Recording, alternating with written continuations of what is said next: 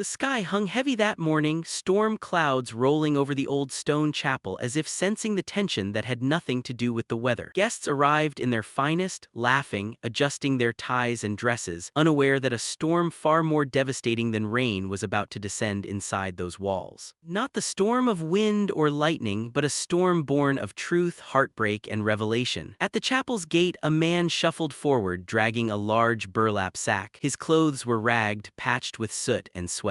Dust clung to the sparse beard on his face, and his eyes, though sharp, were weighed down with the quiet strength of someone who had carried the weight of the world for decades. He was a stranger, or so it appeared. Nobody knew that the figure before them was Mr. Ryan Solberg, a man worth millions, a man whose very presence could command rooms and attention. And yet today, disguised as a scrap peddler, he carried only one mission: to test the man marrying his daughter. Arwen, radiant in her lace gown, stood inside the bridal room, rehearsing her vows with hope trembling in her voice. She believed in love, the pure kind that could weather anything. Her soon-to-be husband, Joran Mavis, had always seemed charming, gentle, and devoted. She trusted him as she had trusted her father's judgment in everything. But Ryan, who had raised Arwen alone after her mother's death, knew that appearances often concealed truth. He had seen Joran smile, seen him bow politely to others, and yet something in that polished exterior didn't sit right. He knew the world could be cruel, but he had promised himself that no one, absolutely no one, would ever break his daughter's heart. And so he devised a simple test, a test to see whether the man she loved valued wealth and status over kindness and integrity. Ryan approached the chapel slowly, deliberately fumbling with his sack of empty bottles. He limped as if burdened by years and hardship. The smell of earth and sweat followed him, the dust of the streets coating his hands and clothes. Guests whispered, stepping aside, avoiding eye contact, some turning their noses in disgust. Every judgment, every sideways glance, Ryan absorbed silently. None of it mattered except for one reaction: Joran's. Moments later, Joran entered with his groomsmen, striding confidently toward the chapel doors, suit perfectly tailored, every movement calculated. But the moment his eyes landed on the old peddler near the entrance, his expression soured. The faintest flicker of disdain turned into outright contempt. From across the courtyard, Ryan watched as Joran's eyes narrowed, a storm breaking in his gaze. Ryan stepped closer, deliberately dropping a bottle from his sack. It clattered against the stone, echoing sharply.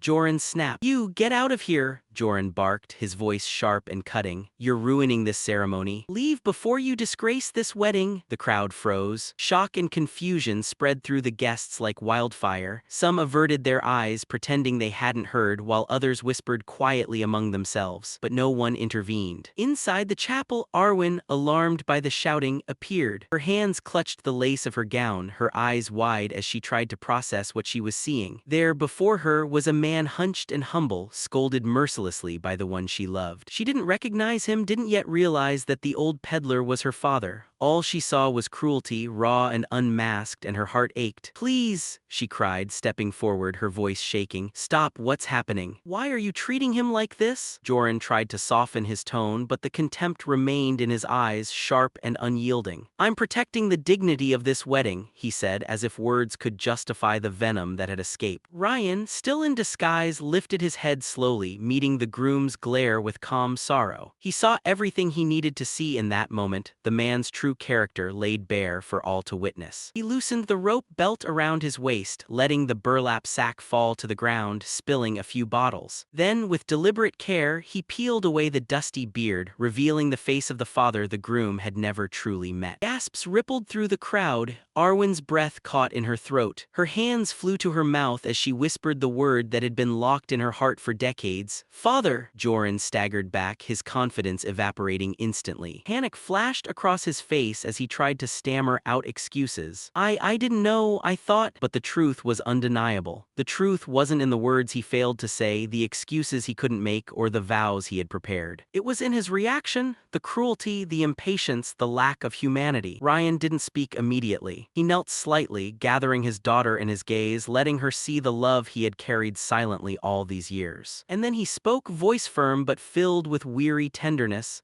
"I did this not to shame him," he said, "but to protect you, to protect your heart from a life built on deceit and arrogance." Arwen's hands trembled as she reached for her father. Tears streamed down her face as she realized that the man she had chosen had failed the simplest, most human test of kindness. She saw now that love was not measured by wealth, appearances, or words. It was measured by compassion, respect, and the courage to treat others well, even when it costs nothing. The chapel grew silent. Musicians lowered their instruments. Guests shifted uncomfortably, understanding the magnitude of the lesson unfolding before them. Arwen rose slowly, her gown shimmering under the muted sunlight, a reflection of her strength and sorrow. She removed her veil and placed it gently on a nearby wooden bench, as if letting go of the future she had once imagined. Then she walked toward her father, embracing him tightly, burying her face in his shoulder. Ryan held her like an anchor in a storm, whispering words meant to heal. "You deserve a love that lifts you, Arwen.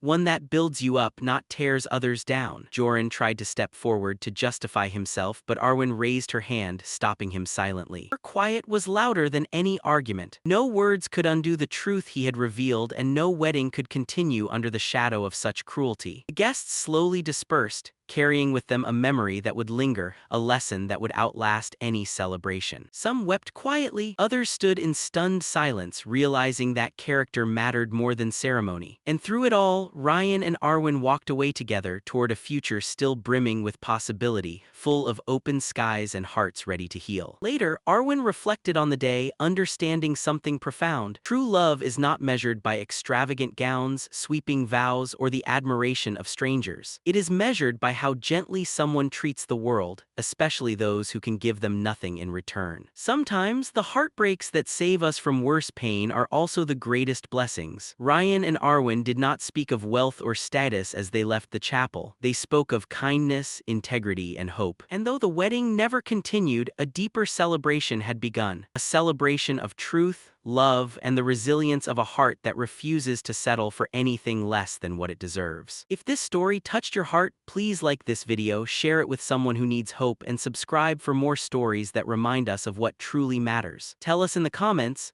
where are you watching from today? And share your thoughts, because love, kindness, and courage are meant to be celebrated together. And finally, remember this: the world may test you, people may disappoint you, but the ones who truly matter, the ones whose character shines even in the smallest moments, are the ones worth keeping in your heart forever. So never settle for love that diminishes you. Seek the kind that uplifts, the kind that respects others even when no one is watching. Life may hand us heartbreaks, but sometimes those very moments are what guide us to joy, wisdom, and the people who truly belong in our lives. Hold on to kindness and let it be your compass always.